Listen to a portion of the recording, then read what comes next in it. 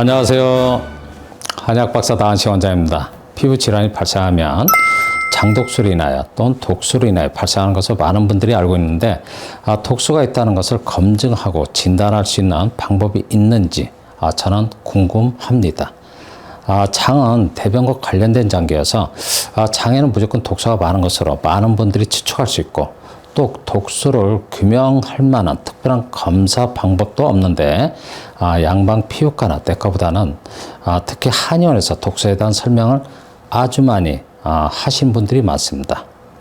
독소에 대해 미생물 백과에 나와 있는 설명을 보면 살아있는 세포나 생명체가 생산하는 독성 물질을 독소라고 한다라고 기술되어 있고, 독소는 작은 분자나 펩타이드 혹은 단백질이 될 수 있으며 생체 조직이 이를 흡수하거나 접촉하면 세포 수용체나 효소와 같은 생물학적 거대 분자와 상호작용하여 질병을 일으킨다라고 설명되어 있습니다. 독소는 작동 원리에 따라서 외독소와 내독소로 크게 구분하는데, 외독소는 세균이 생산, 분비하는 단백질 독소로 독소를 생산하는 생물체에서 직접 합성되어 분비되는 독소이며, 대표적으로는 콜레라 독소, 황색 포도상 규근 장독소, 보툴리늄 신경독소 등이 있습니다.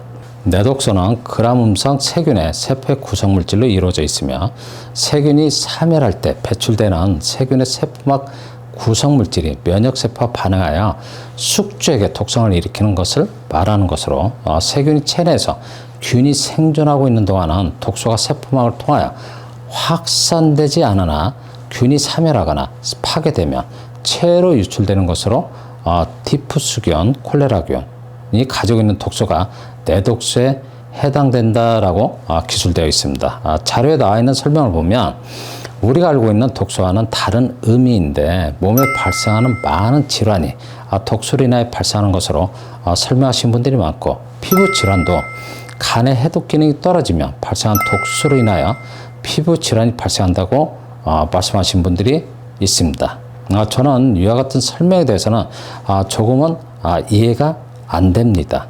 만일 피부 질환이 독소로 인하여 발생한다면 굳이 한약을 복용하지 않아도 식이요법이나 해독하는 데 도움이 되는 과일이나 운동이나 반신욕을 하여 땀을 내는 방법이 최선의 치료 방법이라고 생각하는데, 피부 질환이 독소로 인하여 발생한다고 말씀하신 분들은 어떤 방법으로 치료하는지 저는 사실 궁금합니다.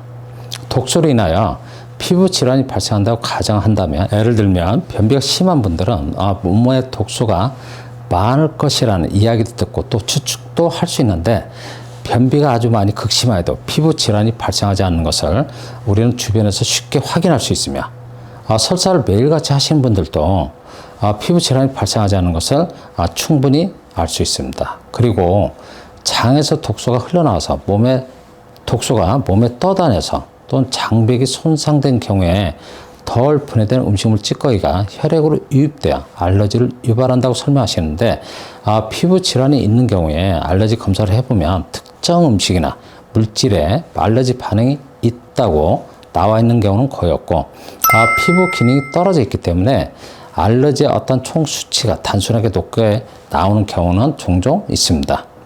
혈액에 독소가 있거나 몸에 독소가 있는 경우에는 음식이나 과일 등으로 해독할 수 있다는 설명을 저는 조금은 이해할 수는 있지만, 피부 질환이 몸에 있는 독소로 인해 발생한다는 설명에 대해서는 독소를 검증할 수 있는 방법도 없고, 또 피부 질환은 독소로 인하여 발생한 질환이 아니고 피부의 독립적인 작용 중에 체온 조절 작용이 떨어져서 발생하는 증상이어서, 저는 독소로 인하여 피부 질환이 발생한다는 것에 대해서는 좀 이해가 부족하다는 생각을 합니다.